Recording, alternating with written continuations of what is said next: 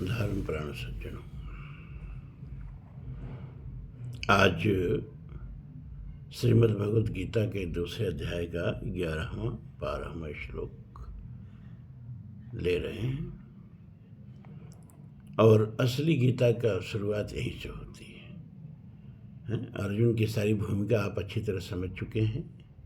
मैं युद्ध नहीं करूँगा ऐसा कह करके तुष्टिम बभू, शांत हो गया, चुप हो गया। उससे पहले कह भी रहा है कि शिष्यस्ते हम साधिमाम तो हम प्रपन्नम, मैं बाप का शिष्यत्व ग्रहण करता हूँ, मुझे अनुशासित कीजिए, मैं आपकी शरण हूँ। लेकिन भैया ये कैसी शरणागति है कि हठ तुम्हारा चल रहा है, युद्ध नहीं करूँगा। भगवान कहते हैं मूर्ख, अशोचानन व शोचस्तुम प्रज्ञावादांश भाषसे, अरे गता सोनक्ता सोनश्चिन्नान शोचन्ति पंडिता। मूर्खों जैसी बुद्धि रखता है और पंडिताऊ भाषा बोलता है? अब कितनी पंडिताऊ भाषा तो बोल रहा है। ये कितनी पंडित लोगों को ये मालूम है अच्छी तरह से कि मैं शरीर नहीं शरीरी हूँ। जैसे गृह और गृह दो चीज़ होता है ना, गृह और गृह का मालिक, गृह का स्वामी जो इस गृह में रहता है उसको कहते हैं गृही। अब गृही कभी शराब वराब पी के इतना उन्मत्त हो जाए कि अपने को गृह समझने लगे, गृही न समझ के, गृह का स्वामी न समझ के अपने को गृही समझने लगे। उसी तरह से अविद्या की मदिरा चखे हुए हम अपने को शरीर समझने लगे हैं। अपने को शरीरी माने शरीर का मालिक, स्वामी, शरीर में रहने वाला न समझ के अपने को ही शरीर समझने लगे। यही अर्जुन कर रहा है। शरीरों के मरने मारने का शोक कर रहा है। लेकिन ऐसा नहीं कि उसको पता नहीं है कि शरीर के बाद कुछ नहीं होता है, क्योंकि पितरों की बात कर रहा है। तो पितरों की बात कर रहा है तो उसे इस बात का अच्छी तरह ज्ञान है कि शरीर के साथ सब कुछ समाप्त नहीं हो जाता है, कुछ बच जाता है जो ऊपर के लोगों को जाता है। तभी तो पितरों की बात कर रहा है, लुप्त पिंडोदक क्रिया की बात कर रहा है। तो ऐसा नहीं है कि शरीर तक ही वो सब कुछ जीवन समझ रहा है। उससे इस बात का अच्छी तरह बोध है कि शरीर के बाद भी जीवन होता है। शरीर ही जीवन नहीं है, जीवन की अभिव्यक्ति का एक साधन जरूर है, जीव के कर्म करने का एक साधन जरूर है और जीव के लिए आवश्यक भी है। आपके घर का अच्छी तरह विद्युतीकरण हो गया है, लेकिन आपके घर में कोई डिवाइस नहीं है, कोई इक्विपमेंट नहीं है, पंखा नहीं है, फ्रिज नहीं है, एसी नहीं है, कूलर नहीं है, हीटर नहीं है, तो विद्युत रह के भी क्या करेगी?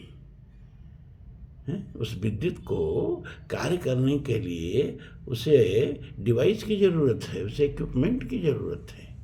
वो नहीं है तो बिजली होके भी नहीं है।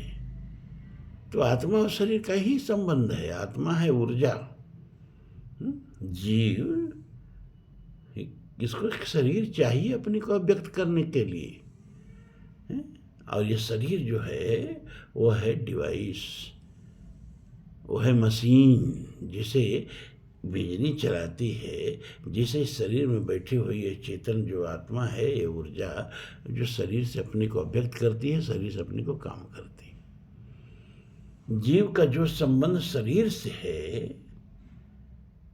परमात्मा का वही संबंध ब्रह्मांड से है। परमात्मा को भी अपनी अभिव्यक्ति के लिए ब्रह्मांड चाहिए। यह ब्रह्मांड जो है परमात्मा की महिमा का उपाख्यान है। यह नहीं है तो परमात्मा होके भी नहीं है।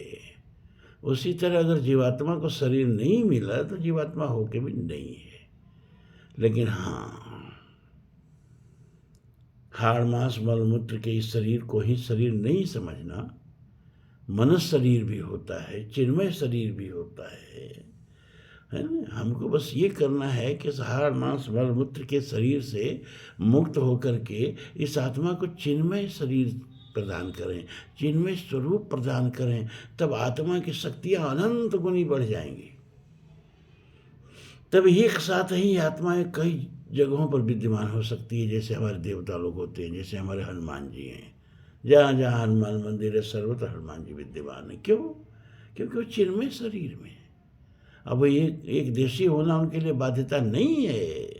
यह मिट्टी के शरीर में जब तक हम हैं, इसके गुण धर्म से बधे हुए हैं, यह सर्वदेशी हो ही नहीं सकता, यह एक देशी होके ही रहेगा। तो शरीर का मूल्य तो है, लेकिन शरीर में भी अस्तर है। किस तरह का शरीर? अरे भाई, पशुओं का भी शरीर है, कीड़े मकोड़ों का भी शरीर है? और वहां से ही होके हम यहाँ तक आए हैं। लेकिन यही शरीर अंतिम नहीं है, इससे भी उत्कृष्ट शरीर हैं जिनको हमें अपने आत्मा का जब हम परिष्करण करेंगे, उन्नयन करेंगे, तो उन शरीरों को प्राप्त कर सकते हैं। ये तो जान लीजिए। लेकिन जब परमात्मा बिना शरीर के नहीं रह सकता, हमारे शास्त्र कहते हैं बपुष ब्रह्मांड, ये सारा ब्रह्मांड ही परमात्मा का शरीर है। तो ये जीवात्मा भी बिना शरीर के नहीं रह सकता। शरीर तो ग्रहण करना ही है। अब ये अलग की बात है कि कितना परम परिष्कृत है, एडवांस टेक्नोलॉजी जिसको कहते हैं, वह शरीर आपको मिलता है। ये अलग की बात है। ये आत्मा के उन्नयन से इसका संबंध है कि कैसा शरीर आपको मिलेगा। इस समय यह शरीर बहुत बढ़िया नहीं मिला है।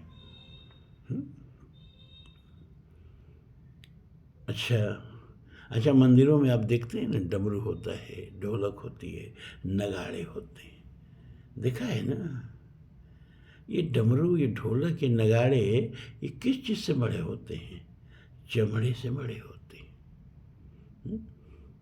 और अब कह दिया जाए कि जो नगाड़ा रखा गया है गर्भगृह में मंदिर के, वो आदमी की चमड़े से बड़ा हुआ है, तो तुरंत नगाड़ा उठा के फेंक दिया जाएगा और मंदिर को गंगा जल से धो के और क्या क्या पवित्रीकरण किया जाएगा।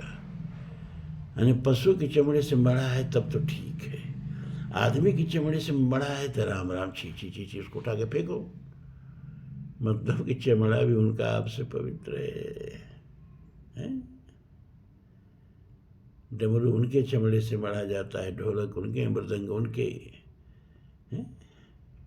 नगाड़े उनके चमड़े से बढ़ा जाता है। हाथी दांत के आभूषण लोग स्वीकार करते हैं, और बताया जाए कि आभूषण जो है ना, ये आदमी के दांत का है, तो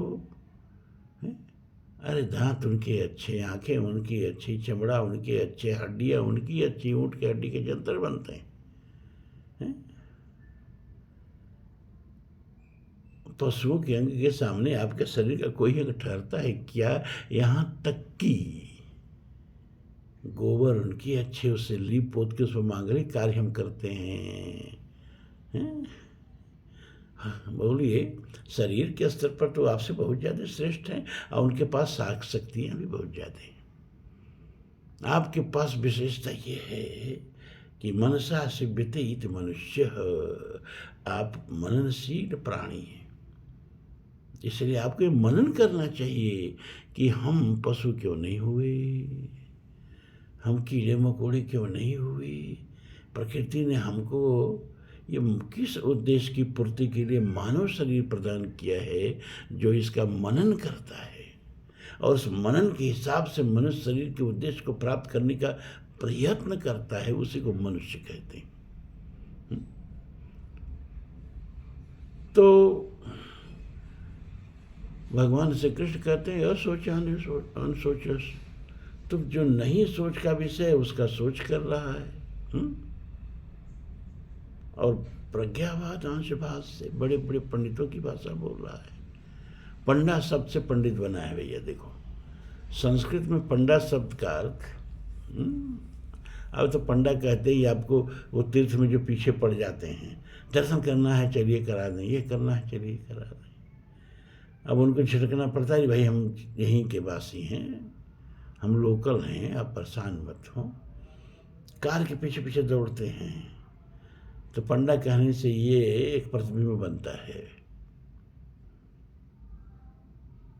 लेकिन पंडा माने संस्कृत में होता है नीर क्षीर विवेकनी बुद्धि, सद असद विवेकनी बुद्धि है, जो यथार्थ का निर्धारण करे, जो सत और असत के बीच का निर्धारण करके असत को त्याग के सत को ग्रहण करे, उस विवेकनी बुद्धि को पंडा कहते हैं। इस बुद्धि से संयुक्त व्यक्ति को पंडित कहते हैं। तो पंडितों की सी भाषा बोल रहा है, लेकिन बात मूर्खों की कर रहा है। अरे गतासु नक्तासु नश्य, जो चले गए और जो अभी हैं, ये दोनों शोक के विषय नहीं है। क्यों शोक के विषय नहीं है? अब अगले मंत्र में, अगले श्लोक में बताते हैं। नत्वैवाहं जातु नाशं नत्वा नेमे जनाधिपा न चैवं न भविष्यामः सर्वे वयं मतः परम। क्योंकि ही अर्जुन, न तो हम जातु नाशम, किसी काल में नहीं थे, न तुम, न तो तुम, न इमे जनाधिपा, और न ये राजा लोग भी किसी काल में नहीं थे। मतलब सब काल में थे, समय ही में है, ये समय में नहीं है। समय हम में है, हम समय में नहीं हैं। इस बात को हम बार बार समझाते हैं। कैसे समय हम में भैया? अरे भाई, अच्छा से आपसे पूछा जाए कि भूत कहाँ से शुरू होता है? समय के 3 आयाम होते हैं ना, भूत भविष्य वर्तमान।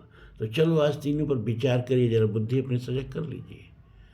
आपसे पूछा जाए भूत कहाँ से शुरू होता है और कहाँ समाप्त होता है, तो इसका एक ही उत्तर है कि भूत हम ही से शुरू होता है।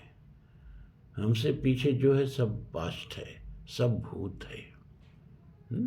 और हमको छूते ही वर्तमान हो जाता है। तो भूत का निर्धारण कहाँ से होता है? भगवान राम से नहीं, भगवान कृष्ण से नहीं, ईसा से नहीं, मोहम्मद से नहीं, जो ईस्वी सन, हिजरी सन और आपका विक्रमी संवत चलता है, चलने दीजिए। समय का मापदंड, समय का निर्धारण हर उस जीव से होता है जो जहाँ है। उसके पीछे का हर समय उसके लिए भूत है। हमारे पीछे जो कुछ भी है हमारे लिए भूत है। और हमारे आगे पूछा जाए भविष्य कहाँ से शुरू होता है, कहाँ खत्म, तो हम उनसे ही भविष्य शुरू होता है। हमारे आगे का समय भविष्य है और हमके छूते ही वर्तमान हो जाता है। हमारे पैरों के नीचे जो समय है वही वर्तमान है। ये अलग बात है, बहुत तेजी से फिसल रहा है। प्रतिबल भूत भविष्य में, प्रतिबल भविष्य भूत में बदल रहा है। वर्तमान तो कहने भर की चीज है। कहाँ वर्तमान को हम पकड़ पाते हैं?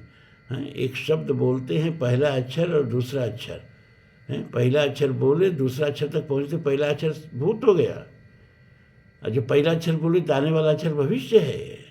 देखिए कितना तेजी से भविष्य भूत में बदलता है, समय की रफ्तार है। तो हमसे ही भविष्य है, हमसे ही भूत है। जहाँ हम हैं उसके पीछे जो कुछ है सब भूत है। हमको छूते ही वर्तमान, हमारे आगे जो भी है वो भविष्य है, हमको छूते ही वर्तमान। तो भविष्य का निर्धारण किससे होता है? अरे क्षमा करें, काल का निर्धारण किससे होता है? हमसे होता है जी।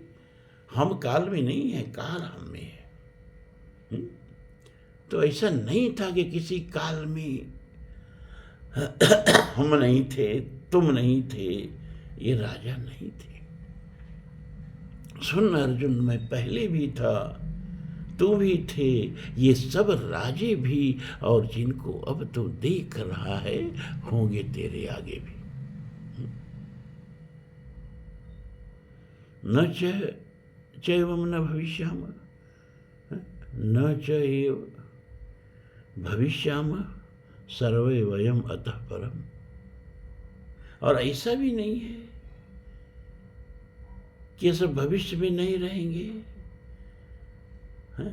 हम और तुम और ये सभी राजे, ऐसा भी नहीं है कि हम किसी काल में नहीं थे, और ऐसा भी नहीं है कि किसी काल में नहीं रहेंगे। हैं? तो तू सो किसके लिए कर रहा है? शरीर के लिए? हैं? तो ये बता कि ये शरीर जब हमारा जन्म नहीं हुआ था तो कहाँ था,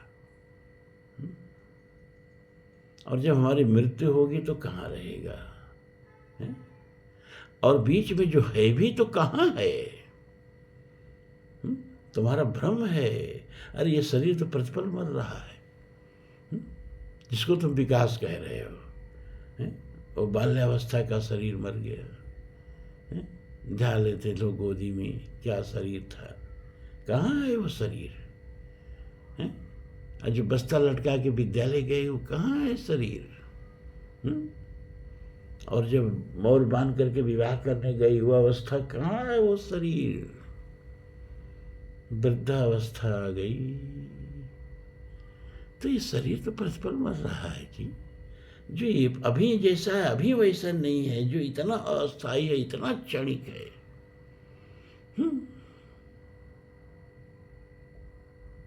उसके लिए क्या सुख करना है? जो चीज आदि में न हो, जो चीज अंत में न हो, वो चीज मध्य में होके भी नहीं होती, और जितना यथार्थ लगे होती नहीं है। क्यों? अच्छा, सपने में देखो, तुलसी ने लिखा न, सपने होई बिखाओ रंक नाक पति होई, जागे हान लाभ कछुत्ति भी प्रपंच सब को। सपने में राजा भिखारी हो गया और भिखारी राजा हो गया, लेकिन जब सपना टूटा तो राजा राजा है, भिखारी भिखारी है। अब किसी भिखारी को सपने की संपत्ति के लिए रोते हुए देखा? किसी को? उससे पूछो, करी भाई तुम बता रहे हो कि हम सपने में राजा हो गए थे, बता रहे हो कि नहीं? कहा हाँ बता तो रहे हैं। तो तुम्हारे राजपाट रहे होंगे, महल रहे होंगे, रानियां रही होंगी, नौकर चेक कर रहे होंगे, दास दासी रहे होंगे, हाथी घोड़ा रहे होंगे। कहाँ सब थे? अब कहाँ है? अब तो यही एल्यूमिनियम का कटोरा, उसमें पड़ा हुआ 2-4 पैसा। तो तुम सपने की संपत्ति के लिए तनिक भी दुखी नहीं दिखाई दे रहे हो। तो कहेगा कि सपने के लिए कोई रोता है? क्यों? अरे झूठा होता है। झूठा क्यों होता है? तुम जब सपना देख रहे थे तो तुमको लग रहा था कि सपना झूठा है? कि नहीं, तब तो नहीं लग रहा था। तो अब झूठा क्यों लग रहा है? कि इसलिए लग रहा है कि जब हम सोने गए तो भिखारी थे, सो गए तो राजा हो गए, फिर जगे तो फिर भिखारी हो गए। तो आदि में भिखारी थे, अंत में भिखारी हैं, तो बीच में जो थोड़ा बहुत राजा हो गए, विक्षेप हो गया ना। तो जो चीज़ आदि में ना हो, जो चीज़ अंत में ना हो, केवल बीच में हो, वो सपना होती है। उमा कहूँ मैं अनुभव अपना, सत हरि भजन जगत सब सपना।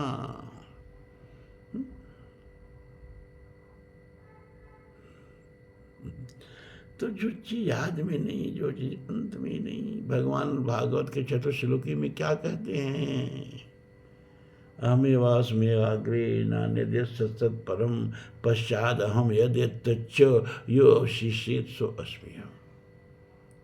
अहम एव आसम अग्रे, मैं ही आरंभ में था और मैं ही अंत में होता हूँ। और ये बीच में जो सारा प्रपंच देख रहे हो ना, वो भी मैं ही हूँ।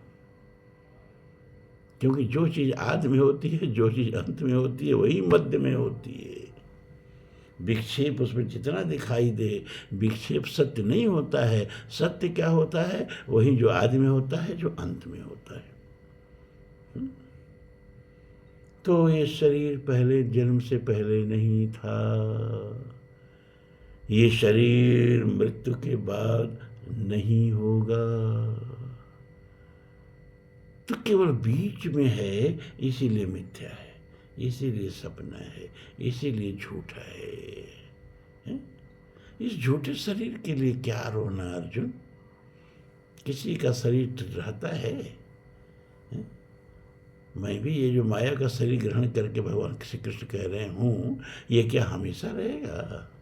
मैं हमेशा रहूँगा, तुम हमेशा रहोगे, लेकिन शरीर किसी का ना हमेशा रहता है, ना किसी का रहेगा। इसलिए मृत्यु से क्या डरना? क्या डरना मृत्यु से? भागवत में 12 स्कंद के 5वें अध्याय में एक बड़ी महत्वपूर्ण बात, इसको ध्यान से सुनना। शायद कोई भागवत कार बताया होगा आपको। बहुत भागवत सुनते हो आप लोग, भागवत कराते हो, पुर के तर जाएंगे। जीते जी नहीं सुनाया, मरने पर किसको भागवत सुना रहे हो, किसको तार रहे हो? तो भगवान वेदव्यास जी भागवत के 12 स्कंद का 5वां अध्याय, दूसरा मंत्र, त्वं तो राजन परिषेति पशु बुद्धि मिमाम जय, न जात प्राग्भूतो अद्य देवत्वं न नक्ष्यसि। हे राजन, तुमको ये पशु बुद्धि छोड़ देनी चाहिए। क्या? कि मैं मर जाऊंगा।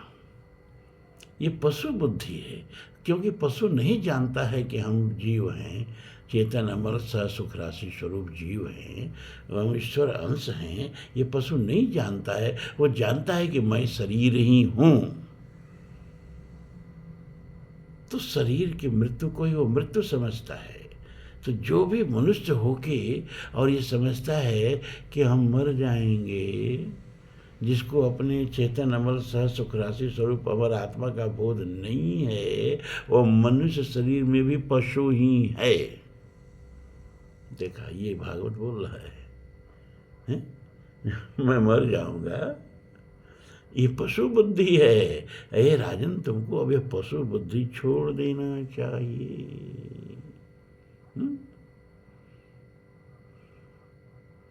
लेकिन हम तो सोच लें कि पशु बुद्धि में ही है क्या है? अरे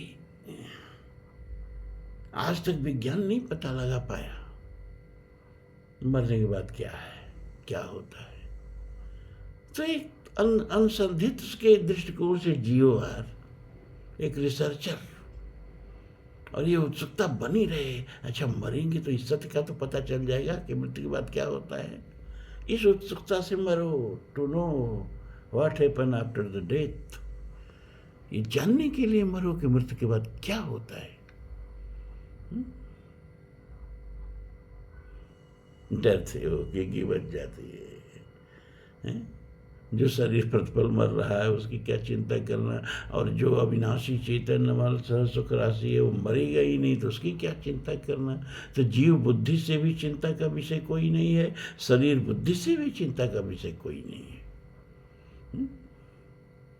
जो सत्य है वो सत्य रहेगा, और जो झूठ है उसको बचाया नहीं जा सकता। देखो कबीर क्या कहते हैं कि जित मरने से जग डरे, तित मोकू आनंद, कब मरियों कब देखियों पूर्ण परमानंद।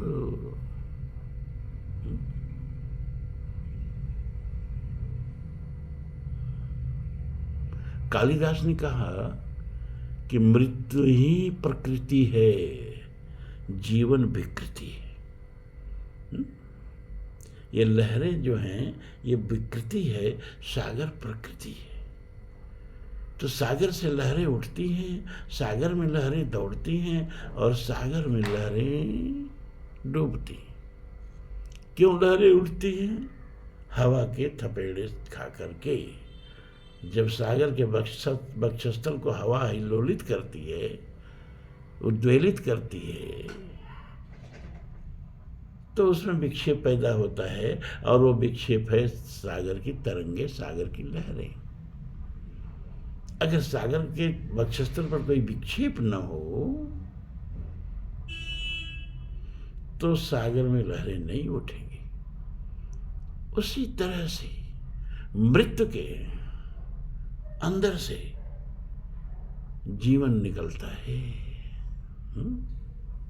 और फिर मृत्यु के अंदर जीवन समाप्त हो जाता है। बीज से वृक्ष निकलता है, देखो कितना फलता फूलता शाखाएं, और फिर बीज बन जाता है। तो इसी कठोपनिषद में कहा, सस्योपपच्यते मर्तः सस्यमेव उपजायते। बीज की तरह से, जैसे बीज से वृक्ष निकला फिर बीज बन गया, वैसे ही अव्यक्त से ये जीवन निकलता है, फिर अव्यक्त हो जाता है। एक धुंध से आना है, एक धुंध में जाना है।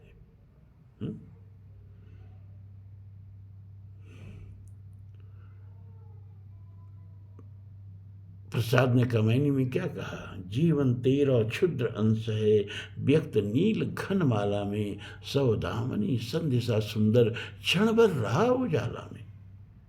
हे मृत्यु, तो नीला आकाश है, और उस आकाश में जैसे बिजली चमकती है फिर आकाश में विलीन हो जाती है, क्षण भर का कौद, उसी तरह से ये जीवन मृत्यु के गोद से निकलता है एक कौद की तरह, और फिर मृत्यु की गोद में समा जाता है। तो पहले भी मृत्यु, बाद में मृत्यु। ये कालिदास का विचार है। महादेवी क्या कहती हैं कि तोड़ दो अब इस क्षितिज को, देख लूं उस पार क्या है, जा रहे जिस पंथ से युग कल्प, उसका सार क्या है? जीवन भर पढ़ा लेकिन मृत्यु को समझ नहीं पाया। अब मृत्यु खुद समझाने आई है अपनी असलियत, तो फिर उसको उस रूप में देखो, विद्यार्थी के रूप में देखो, अनुसंधित के रूप में देखो। हम जन्म के साक्षी थे, हम घटते बढ़ते हुए जीवन के साक्षी हैं, प्रतिपद बदलते हुए इस शरीर के साक्षी हैं। शरीर बदलता है, मैं नहीं बदलता। हम कहते जब मैं बच्चा था, जब मैं पहले पल विद्यालय गया, जब मैं विवाह करने गया, जब मुझे पुत्र रत्न की प्राप्ति हुई, जब मैं पिता बन गया, और जब हमारे पिता चले गए, मेरे भीतर पुत्रत्व मर गया। इतना ध्यान रखो, एक व्यक्ति मरता है तो उसके साथ कई चीज़ें मरती हैं। पिता मरता है तो पुत्रत्व भी मर जाता है। क्यों? जब तक पिता हैं हम पुत्र हैं, पिता गए हमारे भीतर पुत्र मर गया। और जब मेरा पुत्र हुआ तो एक नई उपाधि मुझ में जुड़ गई, मैं पिता बन गया। विवाह हुआ तो पति बन गया। तो क्या क्या बनते रहे इसी जीवन में, और क्या क्या बिछड़ते रहे इसी जीवन में। तो जीवन को एक विद्यार्थी की तरह से हमको पकड़ना चाहिए, और मृत्यु जो है ना, वो परीक्षा है। और संसार जो है एक विश्वविद्यालय है, और इस विश्वविद्यालय में हम आत्मा को सुशिक्षित करने आए हैं, आत्मा को परिष्कृत करने आए हैं, आत्मा के अंदर से पशुत्व को निकाल करके, उत्क्रमित करके मनुष्यत्व को उन्मेष करने आए हैं, और मनुष्यत्व को देवत्व में बदलने आए हैं। इतना याद रहे। विद्यालय में हम क्यों जाते हैं? विद्यालय में हम जाते हैं स्नातक बनने के लिए, स्नातकोत्तर बनने के लिए, और उससे निकल करके राष्ट्र सेवा उस विद्या के माध्यम से करने के लिए। ठीक है, इसी तरह से ये संसार को विश्वविद्यालय समझो और ये देखो कि हमने आत्मा को इसमें कितना शिक्षित किया है। अब आत्मा ऊंचे कक्षाओं में जाने की कभी बनी है, किसी में फेल हो जाना है, इसी में अनुत्तीर्ण हो जाना है। और ये परीक्षा कब होती है? मृत्यु के समय। मृत्यु है जीवन भर की परीक्षा। और जो बच्चे परीक्षा की तैयारी नहीं करते हैं, वो परीक्षा, जिसको एग्जामिनेशन फोबिया कहते हैं, परीक्षा जैसे जैसे नज़दीक आती है हनुमान जी के मंदिर भागने लगते हैं। अरे हनुमान जी पेपर थोड़े लिखेंगे, पढ़े लिखे नहीं, तब हनुमान जी क्या करेंगे? हैं? तब मैं देखता हूँ परीक्षा नज़दीक आती है तो मंदिरों में विद्यार्थियों की भीड़ बढ़ जाती है, तब जान जाते हैं कि ये सब भक्त नहीं है भगवान के, ये सब अपने स्वार्थ को पूरा करने के लिए दौड़ के आए हैं मंदिर में। जब जैसे चुनाव आता है तो सारे नेता मंदिर में भागते हैं त्रिपुल लगा लगा के। तो इनको भक्त मत समझो, पुजारी मत समझो, ये भगवान को भी ठगने आए हैं, देते हैं भगवान को धोखा। इंसा को कब छोड़ेंगे? सब भगवान को ठगने आए हैं। उसी तरह से परीक्षार्थी सारे विद्यार्थी जो मंदिर भागते हैं भगवान को ठगने आए हैं। पढ़ा लिखा नहीं, कर्म किया नहीं, अब भगवान पेपर लिख देंगे। उसी तरह से जिसने जीवन धर्म से व्यतीत नहीं किया, मृत्यु को देख के उन्हीं की घिघी बच जाती है। वरना कबीर की तरह सीना तान के कहते कि जित मरने से जग डरे तित भोकू आनंद। अरे कब मरी हो कब देखी हो पूर्ण परमानंद। तो हे अर्जुन, ये जिनको तुम मरने मारने का शोक कर रहा है, शरीर बुद्धि से भी ये शोक का विषय नहीं है, क्योंकि शरीर किसी का नहीं रहता है। और आत्मा की बुद्धि से भी सोचनीय नहीं है, क्योंकि आत्मा किसी की नहीं मरती है। न तेवा हम जातु नासम न तुम नेमि जनाधिपा न चैवम न भविष्याम सर्वे वयम मतः परम। आज का कोर्स पूरा 32 मिनट से ऊपर हो गए। बहुत बहुत आशीर्वाद, बहुत बहुत साधुवाद।